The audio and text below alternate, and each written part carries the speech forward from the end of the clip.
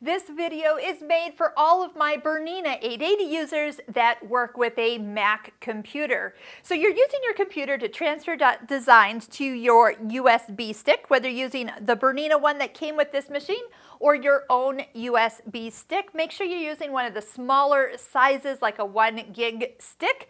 You're going to see something odd when you put your USB stick in the side of the machine. So I've actually got two of them plugged in right now, so I'm going to touch the USB stick. And I have stick 1 or stick 2, so I'm going to just touch one of them. And I have a design collection that I'm getting ready to do something with, so I have it already preloaded here. So I'm going to touch it. So what you're going to notice is that the designs are not on screen. You have this kind of like pink squiggly line. So there's nothing wrong with your machine, there's nothing wrong with your computer, and there's nothing wrong with your USB stick or designs. Here's the thing. When those designs are transferred to a USB stick via a Mac computer, there's another file that gets added, and the Bernina can actually see it.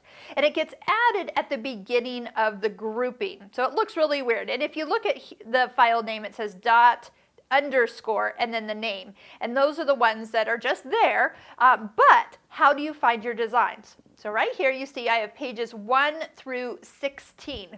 Now normally if I had used a PC computer, we wouldn't have had any of this extra bonus files, and we would have only had 8 pages of designs. So here's all you have to do. Just arrow over with me until you get to page 8 or until your designs start to show up, and that will be halfway through your collection. Here is some alphabets that I have plans for, and you'll see that all the designs, once the designs start showing up on your screen, those are then the ones you'll be using. So if you're looking for a letter, it's actually a really beautiful font here that I've downloaded from embroideryonline.com. Love this font, and it's got some fun borders and sayings that go in with this grouping. So I've got some great ideas.